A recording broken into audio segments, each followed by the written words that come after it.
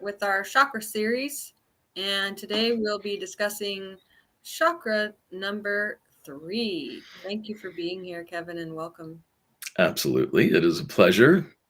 A monthly thing that we're doing. I love that. I love that too.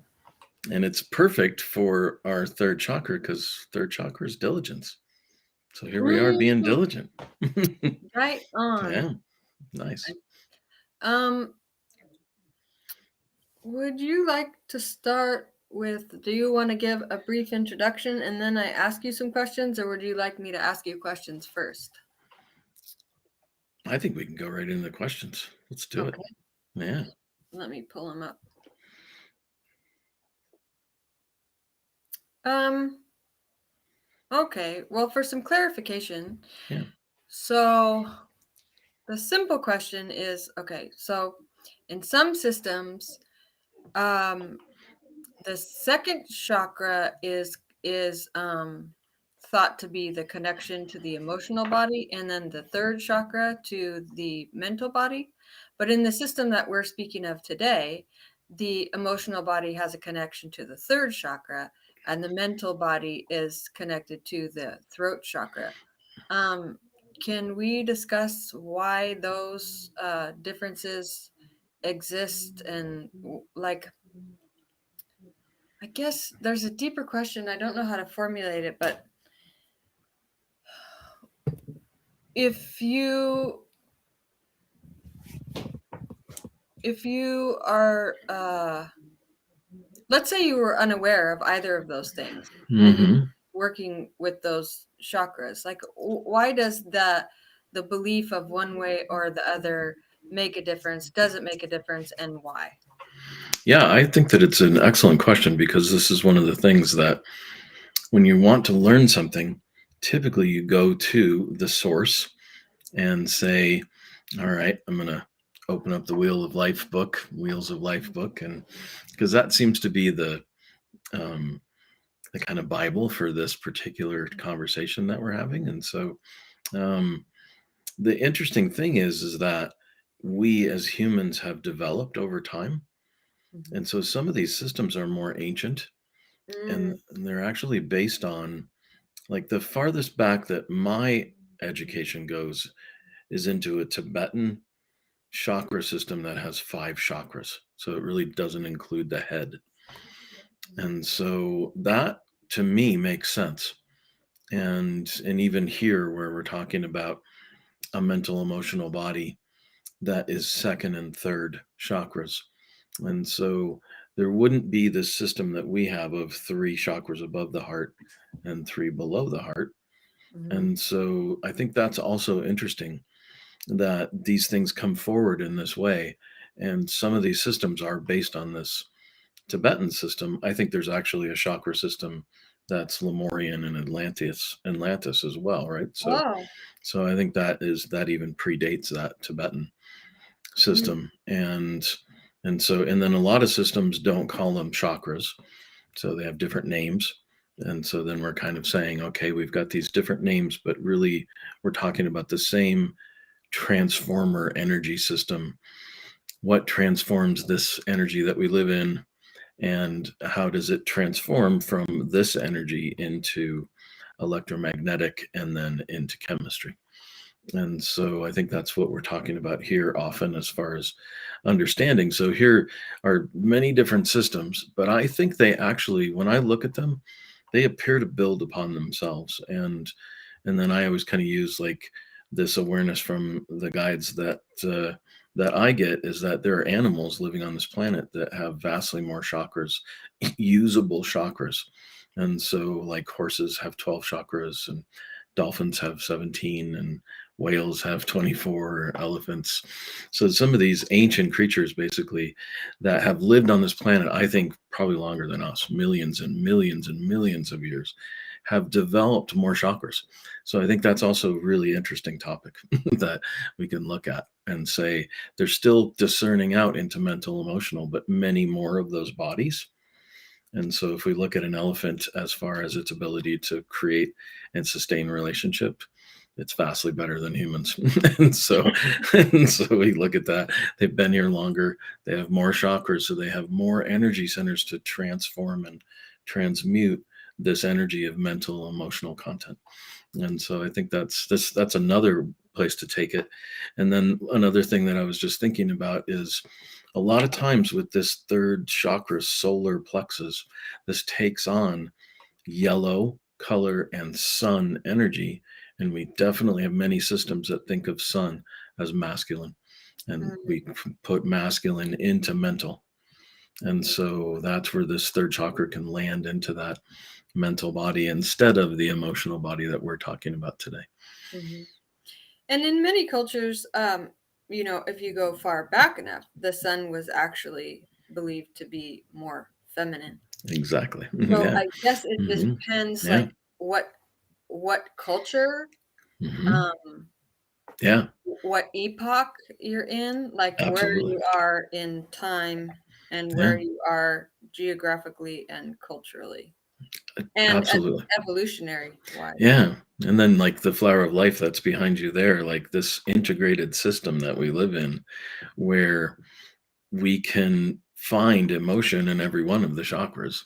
So that all transforms. And so that's where we're looking to say, oh, I find this emotion, but I find it mostly in this second chakra because I'm looking at relationships, say. And so that's what we talked about in the second chakra is this ability to relate, and then how that relationship basically is with us as physical beings, metaphysical angels, guides, and source energy. And so there again, it's like we can find these different things and then create a connection. And like when I was trying to get the planets for this chart that we did, Mhm. and many different systems, many different planets that line up with these chakras. And so, but I also think that it is the time and the place that essentially we understood this planet, which number it was in the relationship to the sun, that kind of stuff. So I definitely think that's where, is it make it more confusing? I think in some ways it does, and in other ways we just find this essence, and we can still work with the essence. And I think that's really critical as far as, this is where, what is the essence of what I want to accomplish? And so we're talking development or developmental, this concept that chakras develop, and that we develop more chakras, and that we can be humans that have 12 and 24 chakras, and right, so we can definitely do that. This body and this system is absolutely built for that. Yeah.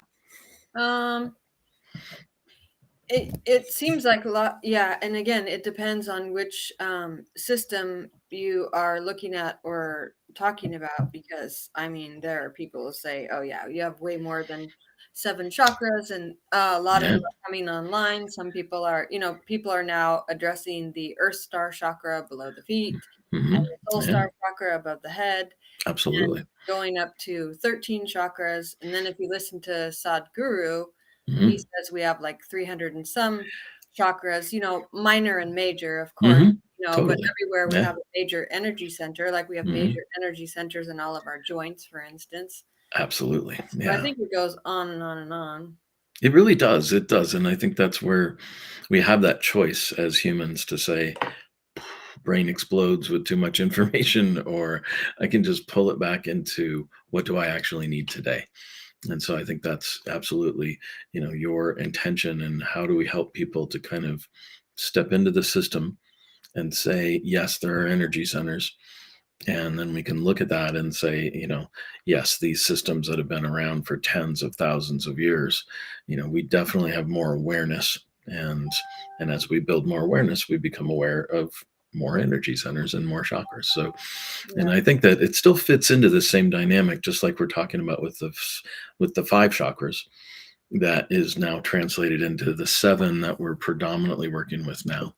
And Mhm. so, and I think that's where, okay, yes, 300, and I'm in total agreement with that. All the, every single place where energy needs to be in the body has a transformer of that energy. And so I think that's also true. But then we pull it back and say, all right, well, today we're looking at the third chakra, and this is the guidance essentially that this is our emotional body. And what do we do for our emotional body? Hmm. So, can we think of it like this? We do have many chakras, but Hmm. these main chakras, all Hmm. chakras are connected. So you could say these main chakras are kind of like the hub. Absolutely. They're the Yeah. chakras that all the other major and Perfect. minor chakras hook into. It's really true, and we can see it in our physical body too, where we say each one of these chakras, when with these seven, we can see that this nervous system and its ganglion nerve bundles that go into each endocrine gland, and how we can match these up and essentially say, yeah, okay, this is definitely the endocrine system that's being run. So how is that endocrine gland, and how is it connected, and what's it being run from? This is how the energy transforms. So that's why, look outside and we look at the wires and the transformers and the right, we're replicating all of this stuff in our human world. And Mhm. so, like, I have all of these outlets in my house that run off of a board that is coming in from a main line. So we can look at it in exactly that same way, that there are breakers out there. They run these particular things here. And so this energy that we've created, that we use to run this conversation that we're having right now, is very similarly based. That there are hubs and stations and bigger that deliver essentially energy, and they transmute and transform energy. So Mhm. they are transformers. So they take this energy that we understand as prana, chi, all of those things that, we have lots of different words for it, life force. And that's how we have a transformer that can essentially transform that into, like in this third chakra, emotion. And so that's what in the critical importance of emotion Mhm. to our human existence and our actually sustaining this life and existence. So I think that's also a really big deal, that we have these emotions, and we don't just have them for no reason, and they have to be run. They are energy. So Yeah, they do need energy to run.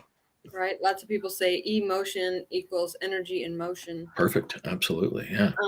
And when it's not, we get in trouble. No, absolutely. Yeah. Uh, So, okay, well, I want to talk about the endocrine gland that's associated with the third chakra, but first I want to ask, so we have, so many layers to us, right? We have the Yeah. physical body and the emotional body and the mental body, et cetera, et cetera, et cetera.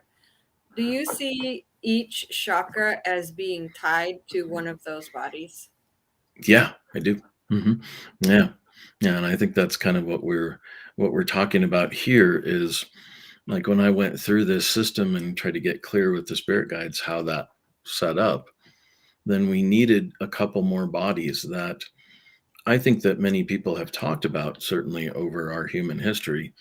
The one that I haven't really heard, but I hear a lot more now, is the microbiome, and how the microbiome is our root chakra, and is basically this sub physical body. It is this thing that we think of as smaller than a physical.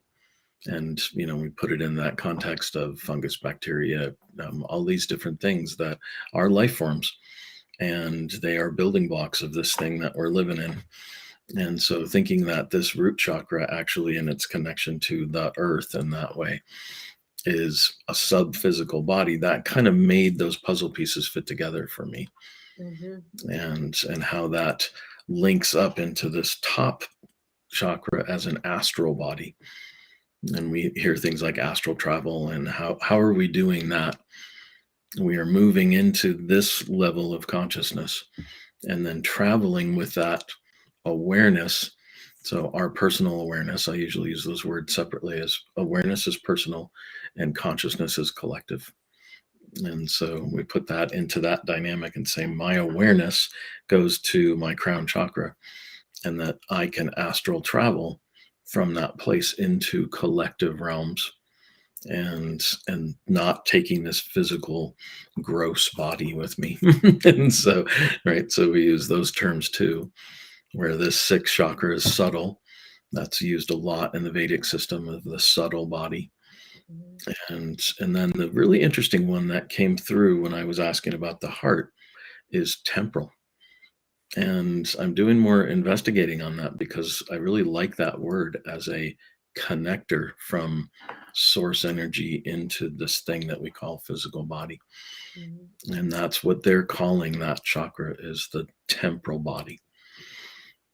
Temporal body. And this you said, oh, subtle body. Subtle, yeah. But aren't, like, when you talk about the okay, subtle body.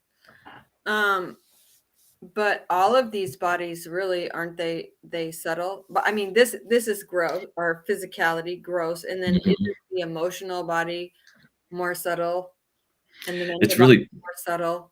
it's really interesting because we give that definition of subtle and we go back into some ancient history of that. It's still saying metaphysical. That's the word I use. And so not physical. So yes, emotional energy is not physical. Yeah, And so, and mental belief structure is not physical. yeah. And so, yes, in that terminology, that's why terminology I think is so important in this world is, Mhm. it's like, is that subtle? And does subtle mean metaphysical? Mm, okay, so the sub physical is Hmm. the root chakra, Yeah, and sub sub also has a lot of meanings, right? Like when we say totally does. subconscious, we mean below our Hmm. conscious. But when we say Hmm. sub physical, what do we mean? I think similar, like, these things are running. And, that's why I think it's great that, in recent history here in the last, let's just say 5 years, that because we're so interested in understanding a metabolism, how our metabolism works, that Mhm. we have to engage this sub physical or microbiome as it's being taught out in Oh, the world. And so this is where, am I aware of this on a regular basis? No. So, and can it run itself? It yeah, clearly it can.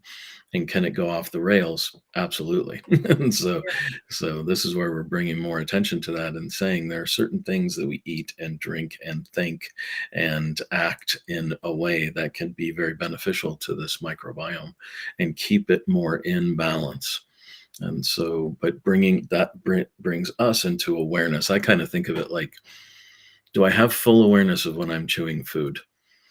And so part of this would be, yeah, I don't really want to. And so now we're essentially saying that too. We're saying, like, let's bring some more awareness into this subconscious. And it certainly seems to match up that the more work we've done on human subconscious, the more we've discovered there's a sub physical, something that basically is in every organ of the body and is interacting in some sort of balanced or imbalanced way. So I think it's really powerful that, we have this ability to look into it now with stronger microscopes and stronger ability science, basically to mhm, to say, yeah, this does exist, and there's hundreds of thousands or millions or whatever that is, just like we're made of all of these cells, and each cell is basically, that picture behind you there, it is that flower of life. And so this is how integrated our life is. And this is where, we can bring attention to subconscious. Often what do we find there? Emotions. And so, that's when we're looking into this subconscious, we find beliefs that are running us, that are causing behavior. And the beliefs basically, and this is that system that is guided through me, is that this energy comes through, it's coming through the chakra system, and it's integrating or touching into each one of these bodies. And a thought basically forms out of that collective. The thought lands into a belief, and that can be, I'm an amazing creation, or that can be, I'm not enough. And so, depending on how that lands, it's going to land into an emotion: anger, sadness, fear. And that emotion is going to begin the process of creating chemistry. And so that's what we call stress. And that's why I think it's important, each one of these classes that we tap into, it's like, this is the process that is creating the stress. And the stress is actual chemistry and how that chemistry creates an action in our life. So we step into action based on that system that I just described. So thank you. That was beautiful. Mhm. You're so eloquent. Okay, so we're working our way back to the third chakra. So Yeah. first chakra, sub-physical, Hmm. second chakra, Physical. physical, Hmm. third chakra, Emotional. emotional. Yeah. Okay. And what endocrine glands are associated with the third chakra? It's interesting. I think the main one that I've seen is the pancreas and You were insulin. gonna say that. Yeah.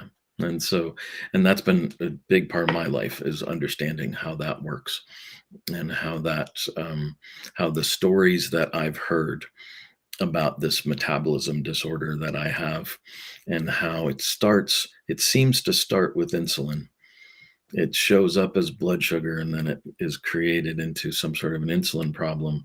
And then that looks like, oh, that's insulin resistance. And then it goes into, right. So that's been my own personal investigation, but it definitely is when I first started doing this work and saying, where's my focus? Third chakra, emotional body. And how do I get this organized into creating the right chemistry that delivers the right message that can create a healthy life? Mm-hmm.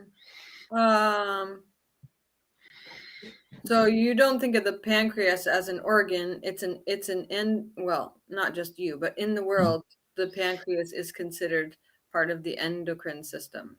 Yeah, yeah, and it has an exocrine function, which is basically creating pH. And so we eat this food, and the stomach creates acid, and then this pancreas that we have makes baking soda. Right? It's just a brilliant thing, Who knew? right? Who And knew? yeah, right. So it's like, wow, that's fascinating that each endocrine gland has an exocrine function and an endocrine function. And Wow. so that's also fascinating in the world of medicine and understanding how this physical body works. What are the definitions of endocrine and exocrine? Yeah, I think that it's like this would be the N. So this would be this thing that is creating the cellular communication. So that's Okay, what all of these things do. And then this exocrine is like a really like more gross or physical action where this small intestine where this food goes to can't have all that acid. And so it has to be basically neutralized with this pH substance that then it can go into the small intestine and break apart the proteins and begin to use those proteins as building blocks of life. so the endocrine is the chemical component, and the exocrine, how do you say it? Endocrine and exocrine, yeah. Yeah, exocrine, Yeah. that's what breaks down that chemistry? Yeah, that's what it seems like. So here's again that balance where, Uh-huh. we're creating this, we're using food as energy. And this Mhm. is the process basically that each one of these organs goes through in order to create balance. How do we pull this? And that's why I think it's fascinating from the standpoint of we think of this as food in and energy creation. And we don't think of this other thing that we're swimming in, which is energy. And so, how does that transform into usable energy in this physical body? Because it's actually, from my investigation, a bigger factor that we electromagnetically run this body at about 20%. So, 20% of the total energy that we have is electromagnetic and chemical. And this 80% factor is this life force or chi or prana and so whenever I look at, human diseases, there is a big absence of that life force that could be making up the difference to create health or balance. Hmm. Yeah. Hmm. Uh, so 20% you're saying of our energy is from our own electromagnetic field. Yeah. And then the other 80% is where's that other 80% of energy coming from? Yeah, right. Source. Oh, yeah. Right? So that's the best name I have for it. So basically, there's lots of different names for that, but the thing that's not duality.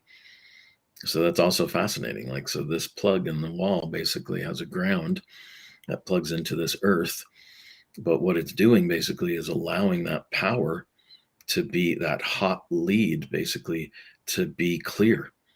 So it creates a balance to it, hot lead ground. And so this is what we're doing here in this body too. We've got these two hot leads of upper chakras, lower chakras, and a ground, which is a heart, which is connected to source.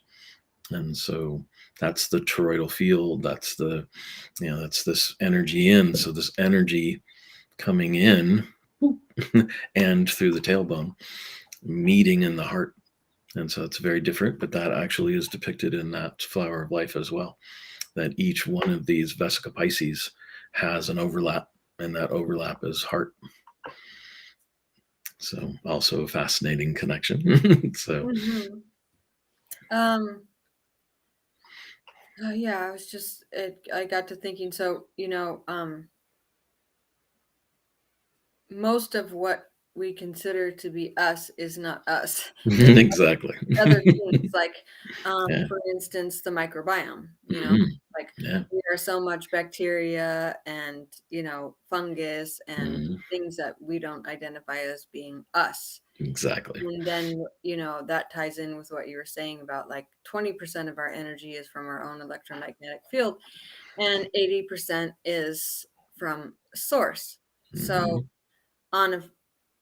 on a physical and non-physical level, we're more something that we don't identify with as us than we are what we identify with as being us. It's an important thing to say. I mean, and definitely in this work that we're doing here, it is, if I'm trying to develop a better me, I have to know who this me really is. Yeah. I have to know more of the truth of how it's built and what it does. And so that's been this process of mine, from the beginning and probably many lifetimes. And I'm sure that's you as well. And Yeah. anyone who really cares about, I have an awareness and I'd like to not suffer as much. So I'd like to have less suffering and more joy, more happiness, more. Right. I think joy, that's what I'm working on right now. It's a really big topic for me, and it matches up with what we're talking about in this third chakra, because what the original guidance was is our expression of joy is the absence of anger, sadness, and fear. Hmm. And so, what does that really mean? Because we are often engaged in one of those emotions a lot of our waking life, and maybe Yeah. even in our dream states as well. And so, what would that look like to have an absence of that, or less, or a balance? That's always what I'm talking about in this world. Is it's not that those things go away, they just go into their balance point, where I have to have all three of those emotions, because there are dangerous things in this world. And so I need to know if somebody's coming at me to fight me, I've got to have some anger, basically, to activate some chemistry that can operate these limbs that can help defend and or and then I also have to have a fear complex in order to, we put that into the ancient lion running at me, but that in this world it's 24/7 lion running at me. So here we are activated in these places where Mhm. we are consistently stressed. And so what does that mean is, now I have way too much of these emotions, and I think they build. So I think just like things build in the physical body when they're not cleared, I think these emotions do the same thing. And I think that's where, when I was pursuing my counseling degree, that was one of my main questions was, can I bring this shamanic teaching into this work as a counselor? And what my intention would be is, what I've experienced in my own counseling, so going to a counselor, is that I can bring these emotions up. Anger, whew, there it is. Sadness, tears flowing, fear stuck, deer in the headlights. And I can put them through a therapeutic process. But what appeared to happen is that they would just go back into wherever they're stored. Because they weren't transmuted, yeah. Exactly right. That brings me to, 2 points. Yeah. Okay, so okay. I haven't I recently uncovered something that I've been looking for my whole life. And um, you and I work a lot with um, I'm always coming to you saying, "But I want to be consistent, Mm. I want to Okay. not get so easily distracted." Mhm. Um, and you know, neither you nor I subscribe to a particular anything. We subscribe to what works, and we learn about these Mhm. things, and we may keep some of that information and set the rest aside and keep going. Yeah. But we know that, in the study of karma, um, from the quantum to the physical, imprints are real.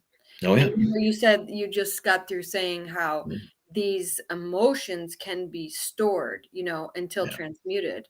Yes. Well, not only that, but they get stored from lifetime to lifetime as Mhm. well. Yes, they do. So recently, I uncovered a lifetime that Mm. tied in with my club feet and tied in with my Mm. mom's death. Mm.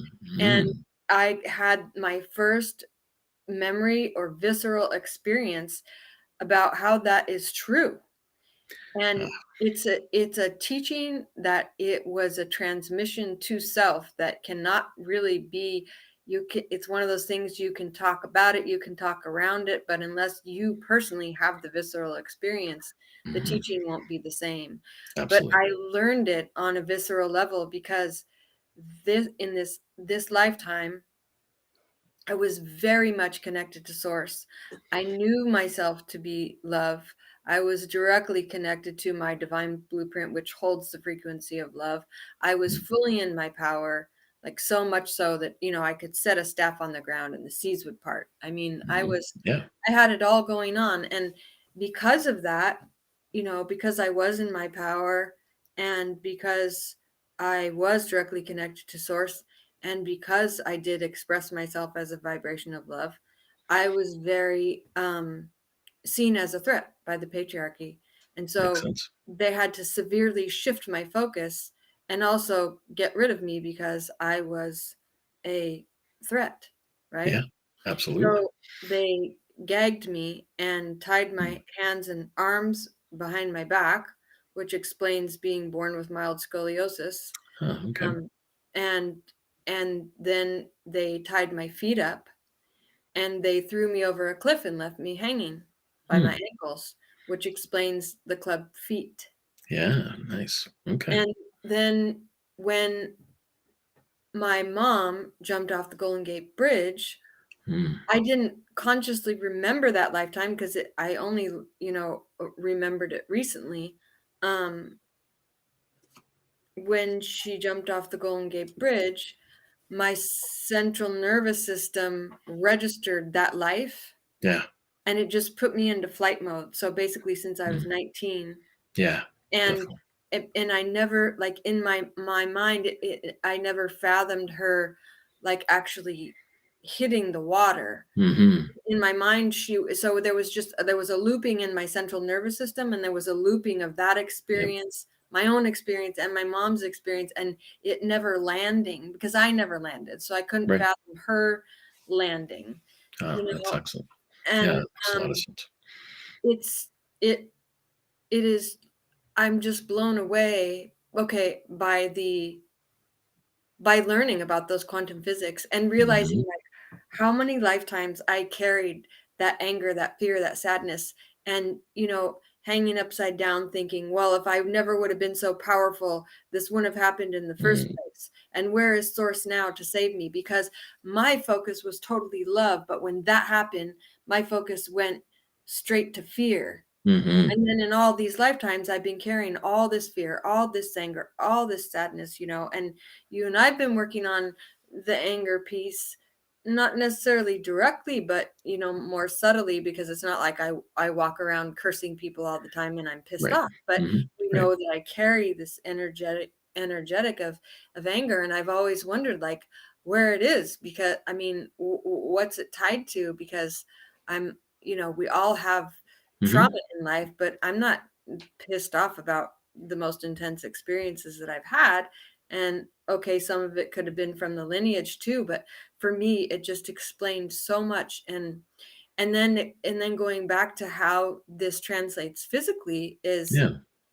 so when you finally do discover that, and it can unwind in your central nervous system, and your body Mhm. can let go of it, and your quantum Absolutely. self and all your layers can let go of it, it Yeah. does translate physically, because 2 days later I was limping around, Mm. and then it got worse and worse and worse. I was hobbling around. I actually went to the hospital to see if I could get some crutches, because I just, it was too hard to walk. Mm.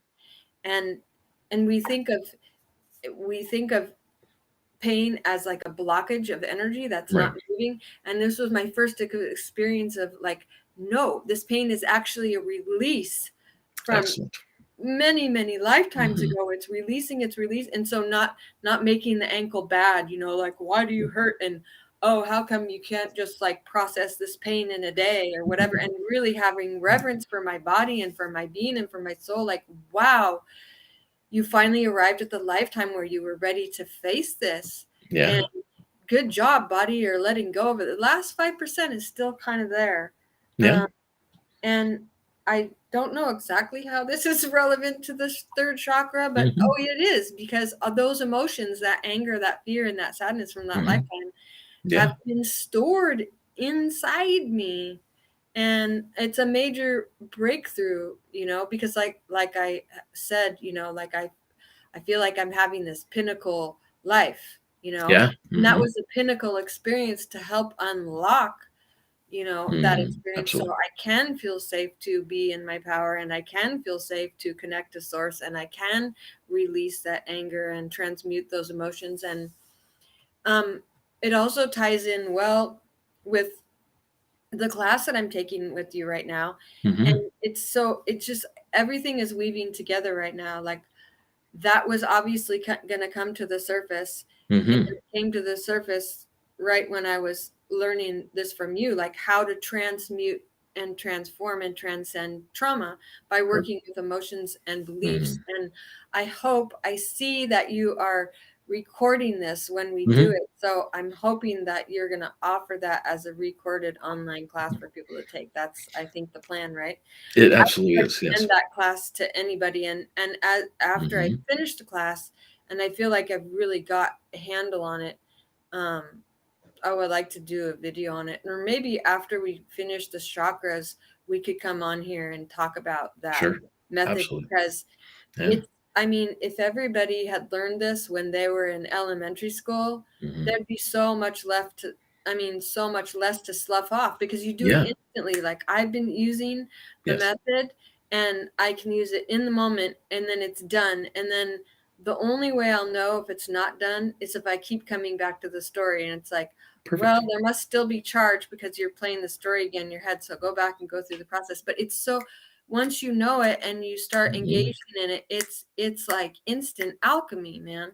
It is. It really is. I mean, it's definitely this building block of what we're doing here with understanding chakras and then being able to say, yes, now that we understand this, we can take it into this class that we're teaching now and say, I know the importance of these three emotions, and I know the importance of transmuting them back into the earth, back to the mother, back to Mhm. using this imagination. That's what we've talked about a lot is yes, we imagine a lot of things, right? So we imagine a lot of terrible things too that also come into reality. And so what we're doing here is we're saying we're using the power of imagination and that we're using that in order to identify anger, sadness, fear, and then be able to put it where it belongs, which is not in me, which is into Earth Mother, to the Mother. And we understand that as a really simple concept that when we have this Mother here in our physical presence, that and we have one that has done some work and is able to understand this process, then they will help us to do that. But most of us, and I'll venture that to say, most of us don't. And why is that? Because, like you said, this hasn't been taught. This has been taught thousands or hundreds of thousands of years ago. We're bringing it back into this life that we're living as humans right now and saying, this is not different. We have emotional content. It needs to be cleared. And then these steps, like you're talking about, basically are just this amazingness. As you're talking, and that image of the Hanged Man card and the tarot just comes flooding into me, is this surrender, right? So, this ability to, what is the offer of, we're going to take you out? And what does it become? You surrendering. And how do you get out of that tide hanging off of a cliff? By surrendering. And Yeah. what do you surrender to? Not those people. You surrender to source. Yeah. And that's what clears basically this. And so in this moment, that's this quantum entanglement.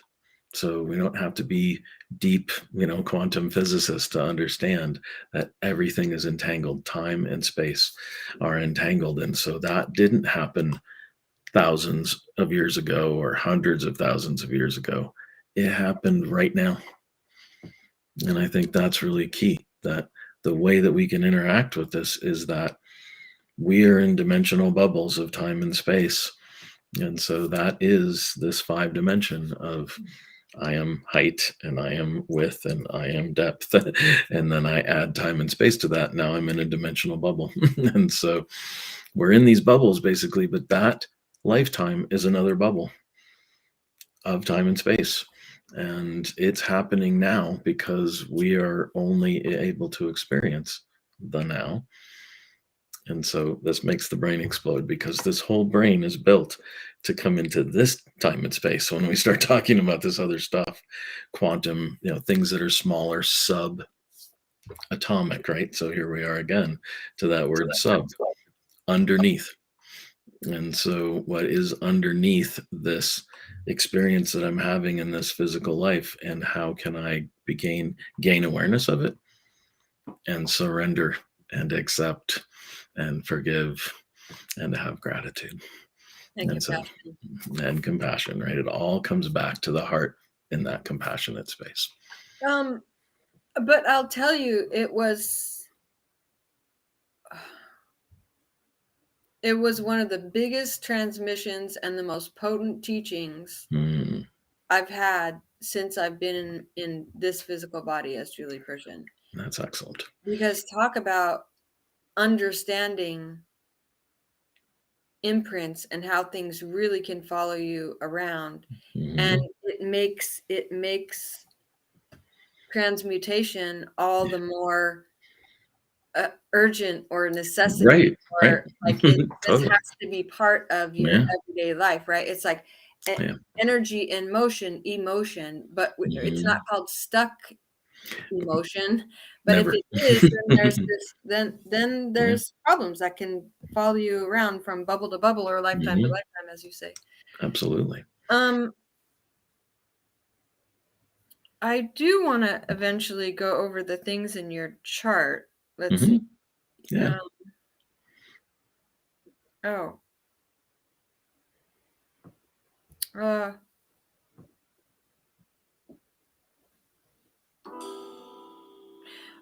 I wanted to talk about, so we're coming up on spring, right? Yeah. March 20th, 21st. Absolutely. And people, throughout history and even to this day, we do spring cleaning, right? It's like some people Definitely. do a fast or a cleanse. Some people might be in the practice of deep cleaning their house, or maybe bring some things to a consignment shop, or give things away, or do a purge of material possessions as well. And we can do that with our by transmuting energy through our third chakra. And emotions too, maybe saying, oh, what emotions seem to follow me around predominantly, or what is the emotion that's showing itself to me most in my life at this time, and how can I work with that and do some spring cleaning in my third chakra? Can we Nice. that for a minute? Absolutely. Yeah. I think it's a great transition, because it's, what you were saying essentially is that things come, they bubble up from the surface. And this is a time, spring, where this winter basically is a gathering, and it's more static, it's more stasis, it's more, right? So not as much action is happening in our winter selves and in our winter season. And so what is that? What is happening as we are being energized into spring? So the same thing that's happening on the planet and in animals and right, and even in this stuff that we're swimming in is activation of this energy. And so this is where when it crashes into, so this what a lot of people may be feeling during this spring is that there's a crash basically of energy coming in, and it's hitting into these emotions: anger, sadness, fear. And one of the very real translations of that would be procrastination. And so that's one of the things that the energy can kind of push in and elucidate or bring to light essentially this, oh, I have an anger, I have a sadness, I have fear that is stopping me from clearing. And so procrastination basically is a really good way. I mean, a lot of us deal with this. And so we can put it into the context of third chakra emotion, primarily fear. But all three of these emotions basically can create procrastination because of what I need to do. So if I need to do something that is going to engage me in photographs or things that can bring up past and bring up sadness, then I may be procrastinating on that. It's because we as humans predominantly move away from our emotional selves. And so, and we have a lot of strategies basically to do that. Procrastination is definitely one of them. And so this is what this energy of the season is it is a push of energy to loosen up or bring awareness to, oh, that's what we talked about in our class, is that anger sits on top, and underneath anger, grief, and underneath grief, fear. And so if we think of it layered in that way, that we have this kind of cap of anger. We've talked a lot about this too, that we don't typically call it anger. I'm annoyed, I'm frustrated, right? We have a ton of names for anger that aren't anger. And so, and why is that? Because we're not allowed. That we really, if I'm a masculine entity in this patriarchy, I'm more allowed to be angry about something than a feminine entity. And so, right, so this is where here that crashes in as well. So here is this very real frustration, annoyance, anger. And what is that doing? It's basically a cap on my grief, and it's holding at bay the fear. So if I'm willing to get the cap off and actually express some of this anger or give it to, right? So those are the two options. I express it out, and hopefully not at a thing, a living being, because if I express anger at a living being, it'll come back as guilt almost immediately. And so I need to express anger, if I'm going to, into earth, to the mother, not to anything that is in my physical space. And so, and a lot of us can hear that too, where my typical expression of anger might even be I get a flush of adrenaline, I have adrenaline in my limbs, and I punch a wall, or I throw something, or I have an intense desire to do that. That's because of adrenaline. And so if we can move that in a non-directional way into the earth, and the earth does want to do this. So it's another really important point. This is one of the properties of this planet that we live on as a mother, that it wants to transmute this energy, and it wants to take it and give me back usable life force energy. So that's another way to think about emotion, because that's one of the typical things we'll think, like, well, I don't want to put it in the earth. I love the Mother Earth. I don't want to be putting my anger in there. And so this is just from the ancient shamanic teachings, that this is what this earth is built to do. And it actually has a microbiome, and it has this whole structure of rocks and bacteria and fungus that do this, that actually transmute this energy. It takes the energy and it transmutes it back into usable energy to me. So that's this magic essentially of this thing that we're living on. And the ability to know that And to practice it on a daily basis allows there to not be this emotional content when a stimulus comes in, stimulus response or stimulus reaction. And reaction would be from the emotional content. And so that's another good way to think about it. If I'm reactive, then I'm just reacting from this emotional content that hasn't been put somewhere. And if it isn't, then it's in me and it has a message. Anger has a messenger that delivers it to my chemical profile that says make adrenaline or make cortisol. And so that is this really fascinating structure. And we're talking about the pancreas and insulin.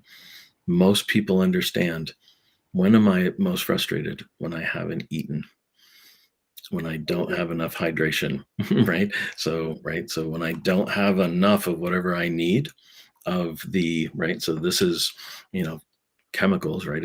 It's minerals. So this is why you're seeing me, I have minerals in here too. right? Drinking some minerals and keeping, you know, I'm using energy basically as we're talking. And so I'm keeping those minerals at play, and they are creating the energy that I need to be able to do this. And if I hadn't eaten, and this is where a lot of people hangry, right? So, you know, that a lot of people understand that concept. And here is the purposefulness of that, that if I have these organ systems and this chemistry that is working, then I am not hangry, that I am actually a much more even keeled person. And I can essentially create this energy in this cascading fashion. And so this is one of the things where we keep calling this energy because it is, but we have different versions of energy. So I think that's another important point that we can make here, is that electromagnetic energy is not the same as chi or prana or life force. And then what that chemical energy is created from these two things. And so that's the science essentially of, you know, overly basic. So all the scientists out there, you know, and this is where you can, you know, chime into this conversation and say, you know, this is how it works. Because there are many people that, you know, understand chemistry and they understand it comes from somewhere.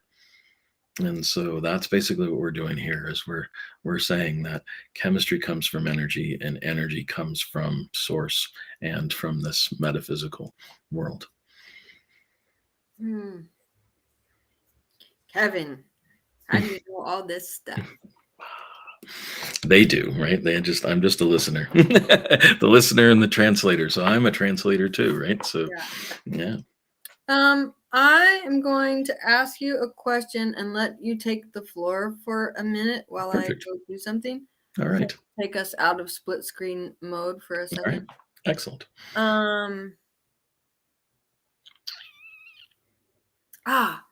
Can you take the audience through the chart?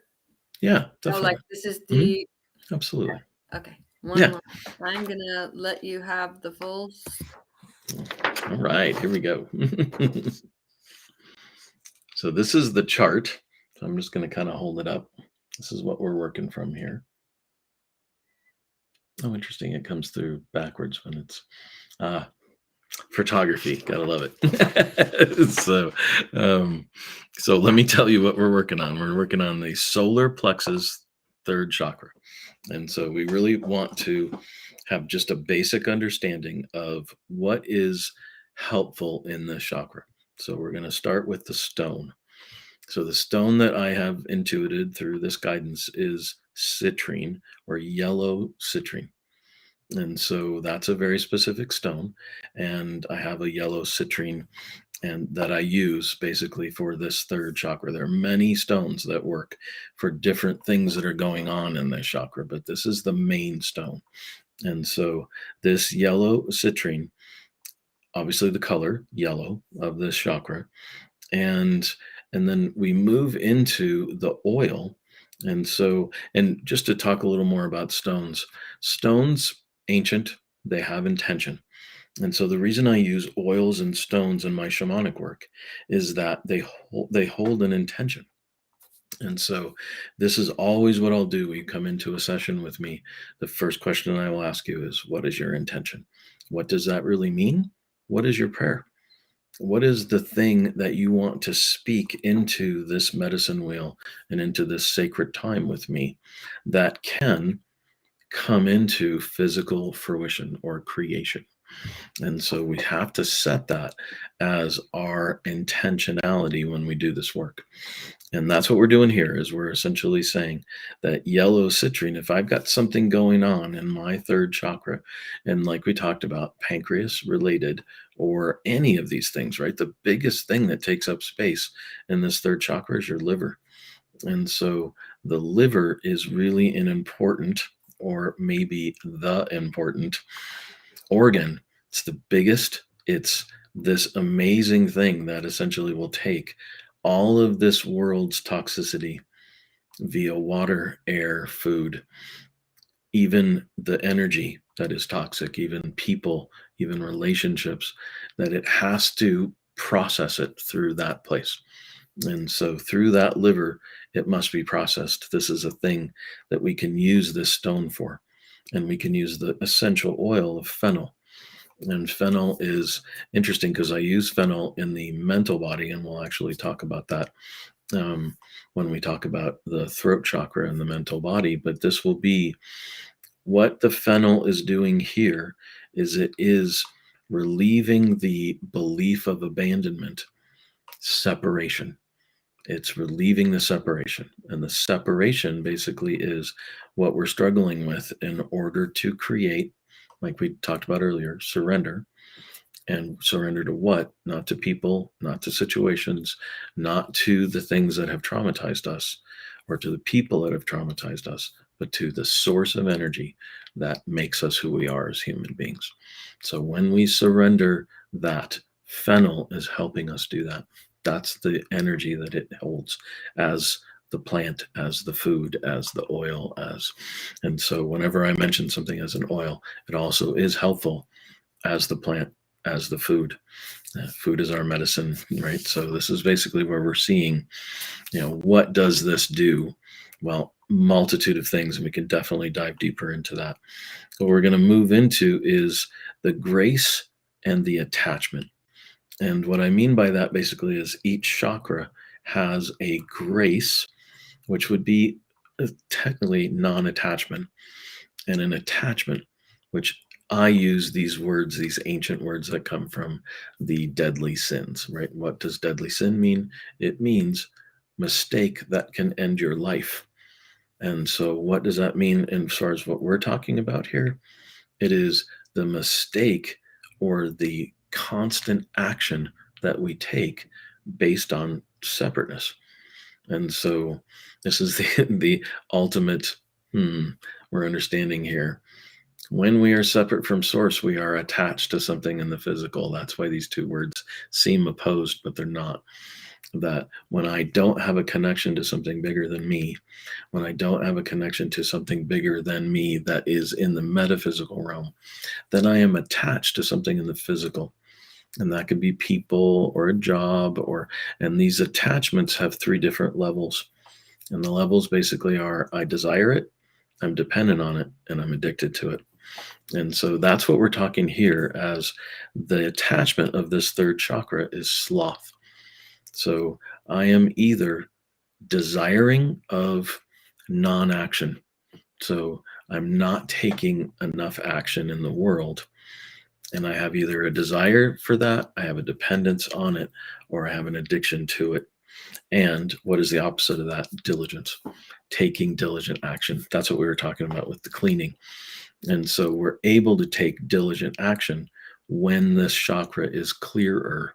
And that means that these emotions are balanced, they're in their right place. And then we can take right action from them, as opposed to attached action, which would be example, I'm angry. I don't really realize that I am. It's based on some kind of traumatic experience, either in this lifetime or a past life. And then that anger essentially festers, as we call it, creates attachment. And so it creates the attachment to I watch too much television. I'm on my phone too much. I am, right? So you can get the concept here. What am I doing too much of that is avoidant? And avoidance is this deadly sin of sloth. And why is it deadly? Because it's not life. And so it isn't necessarily going to kill me, but it is not living. And so we mentioned earlier joy. Joy is the absence of anger, sadness, and fear, or the balance of them. And joy basically is diligence. So I've taken the actions that I know to take. I've cleaned this corner out. I've taken, I've set my phone down. I turn the television off. I move away from the drama of life and I come back into self through breath and meditation. And I diligently pursue my spiritual practices instead of my avoidances. And what does that then bring us to? Who's the entity that governs this? The Divine Mother. And so this Divine Mother, what I call the many Marys, in many different traditions in our human history, a Mary basically is the helper or the mother. And what does she do? She takes the emotions. That's what we want you to do, is as a mother, we want you to take the emotions of the child and take them on, but give them to the earth, the Divine Mother. Don't just keep them to yourself. That if you're going to do this for your children and for other children, you have to have a practice of releasing these things. And we have the word release, we have the word let go. What I want to deliver here is you have to put it somewhere else. And the somewhere else is into the earth, into this stone, or into this that is the Divine Mother. And so this emotional body, which contains anger, sadness, and fear, and joy. And so we connect this to our planet, the planet Earth. That's why this mother is the mother. And that's also a really important part of this work. And so these are the steps, these are the basic things that are in this chart. That we use a yellow citrine to do healing work on this chakra. We use fennel in that same way, that we can use it directly on the skin. We can put it with a carrier oil. So I typically use avocado for my carrier oil. And we can put it with any carrier oil, right? Something that is, that you like and want to use. And we want to diligently pursue what it is that we came here to do. And so that's a really important one. So think about that for a moment. What did I come here to do? And do you have an awareness of that? Have you really thought this through?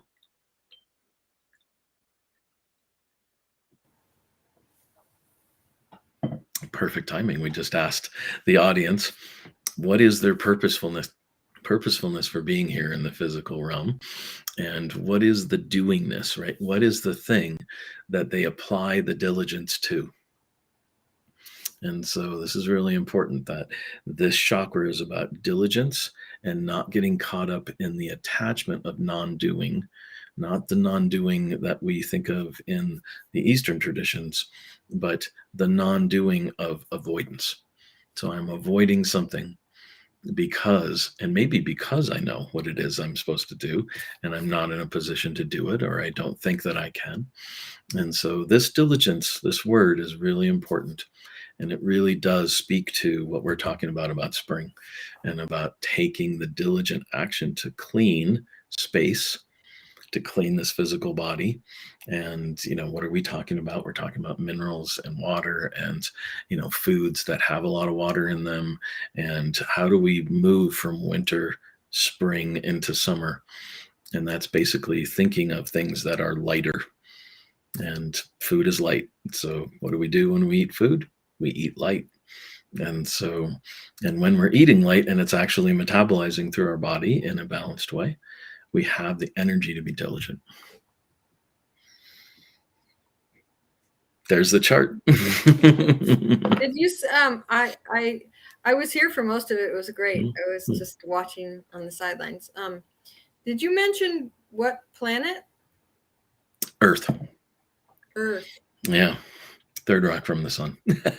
So It seems overly simple, and like we have talked about in the past, many different systems will associate different planets with different chakras. And so for our purposes here, it is the Mother Earth. Mhm. Is there do you associate the elements with different chakras too? Like fire, earth, water, air? I do, but I think that I put it into because again we're talking either four elements or five elements, and those elements match up pretty well with that five element theory that is based on, it's actually in my awareness, it's based on the Tibetan five chakras. So Mhm, yeah, that is doable too, but I think it isn't in the chart for that reason. mhm. I used to do toe reading. That was one of my things that I did in my early Mm, days of this mhm, work, and matching up the five toes basically with the five elements, mm, and or putting it in the seven chakra system as the big toe being the upper two chakras.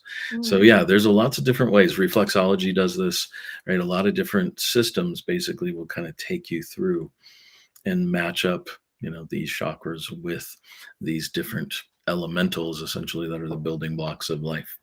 mm, mm. Huh, huh, huh.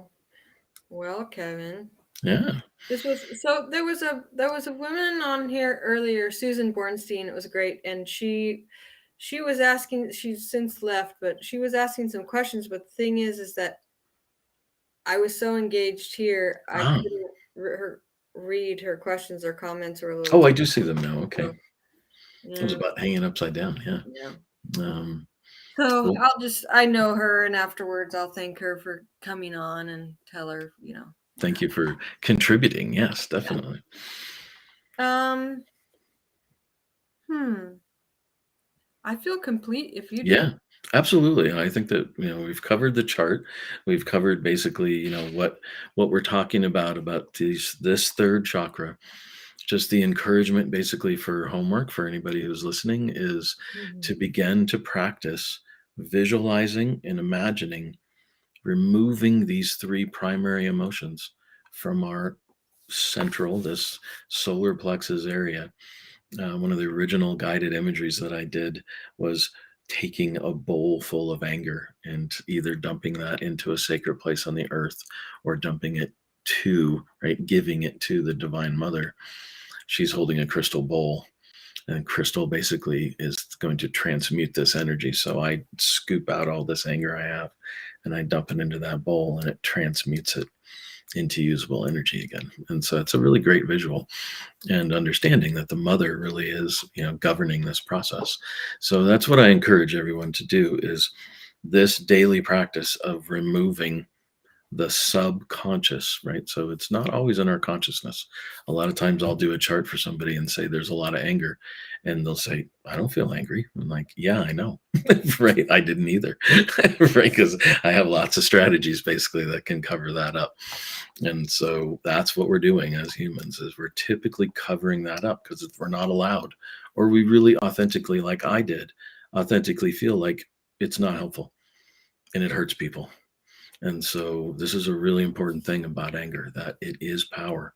And when it is not directed at a living thing, so at a person, at an animal, even at a situation, it's just given to the earth. That's how you can transmute this power and really feel empowered. So, we talk about in all of this, the imagination plays such Mhm. an important role. It's the first time I've ever heard you talk about taking an actual bowl of something or a scoop Mhm. of something, putting it into her bowl. My imagination usually does it in like I imagine my emotion when I see it come out of me. It's like a stream of Mhm. energy that ends up in her bowl.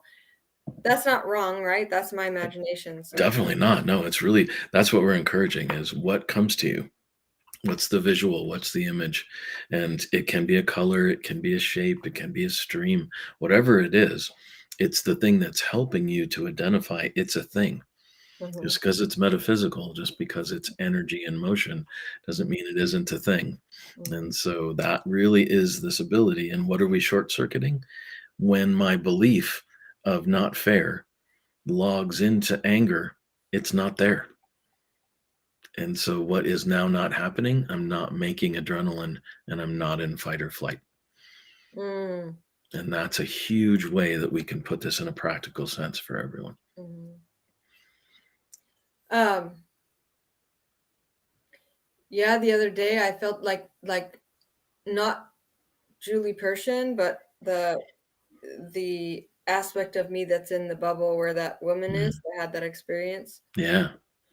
I felt her like letting go of all this rage. I didn't feel rageful or angry or Mhm. anything, but I just could Yeah. see it, and it's like I could see it, and Oh, that's great. all this rage was coming out of her, and it was green, and Excellent. and it was almost like it wasn't like she was projectile vomiting from her Mhm. mouth, but she was definitely like her whole body was just vomiting this rage. And I was Excellent. like, God, how's that ever gonna even make its way into the bowl? But That's great. that's where it was going. That was the intention, but it was just Perfect. like, Well, that's why we live on this big planet. There's always a place yeah. for it. Definitely. I was like, That's great. wow. Yeah, that's really powerful, right? That's what we want to encourage people is that sometimes we think imagination is like for children, right? It's child's play. It's not the thing that adults do. And that's absolutely what I want to encourage people is this is what I said when I said I want to be a shamanic individual in the world. I want to basically live my life like I'm 8 years old. And so, right. And doing things like that, imagining, this color exploding out of me and Yeah, going into the earth is that's what that feels like to me. So I yeah, encourage all of you to do that in some way and report back, right? Give us some feedback of how yeah. that actually makes you feel better in this physical life that you're living here. Yeah. So if you watch this now or on the replay and you decide to take some of what Kevin is saying to heart or to gut, Nice. or solar plexus, and you Yeah, practice transforming those emotions, and you do it enough that you start to notice a difference, maybe leave a comment on the video. perfect. That might Absolutely. also encourage other people to say, wow, there's some tool that somebody learned about on here and they used it and it worked. Maybe I'm going to Excellent. check it out. So by participating, you actually are Mhm. giving to your brothers and sisters by Mhm. inspiring their curiosity, so they will want to learn about the tool and use it too. Awesome. And that way we create peace on earth by working with our emotions. So Mhm. Beautiful. um thank you, Kevin, once again. Absolutely. um yeah, I was very happy to find that missing piece that meant so much Mhm. for this lifetime, That's because so great to hear. Yeah. that bubble was definitely affecting this one. Hmm. And I think it's a lot the work that you and I have done together over the past 5 years that prepared me, Yes. and prepared her to Hmm. be able to say, okay, I'm strong enough to face it now, and I'm ready to release it now. And so, yeah, for all the ways you've contributed to me being able to have that experience, thank you. Absolutely, it's my pleasure, and that's what we want to do here. We want to say we want to take this work that we've done. We're able to both be here in this space because of work that we've done, and so I really think that it's to tell that to say neither one of us would be here if we hadn't have done this work, if we hadn't have shown up, released this emotion, put it somewhere, investigated these beliefs, surrendered, accepted, forgiven self, Mhm. come into a gratitude space that is, has a really high frequency energy, and then bring that all back into this compassionate self that allows us to be here to compassionately serve in this way. And I think that we are a result of what we're talking about here today. Mhm. Yeah. Oh, I like that. Yeah. Okay. Well, don't leave right away, but I am gonna end it for the audience, All okay? right. Thank you so Goodbye, much. everybody. Yeah, thank you so much. And I'm not aware of who's still watching. I see there's one person watching. So I don't know if that's you, Susan Bordenstein, or somebody else, but whoever you are, thank you so much for your Mm, participation. It might be Deborah Gregory. She really likes this chakra series. Oh, awesome. Great. So, Thank you so much. and to those of you watching on the replay, thank you too so much. And if you Mhm. find this to be of value, we hope that you will share. Okay. Yes. Have a great day. Happy early spring. And we'll Yes. be back in a month with the fourth chakra, the heart. Yay. Ciao. Yay.